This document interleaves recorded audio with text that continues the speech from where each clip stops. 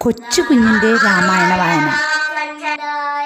രാമഭദ്രായ വേദസേ രഘുനാഥായ നാഥായ സീതായ പതയേ നമ പൂജന്നം ആമലാമേദി മധുരം മധുരാശരം ആഹ്യ കവിതാശ വന്ദേ വാൽമീകി കോകിലം.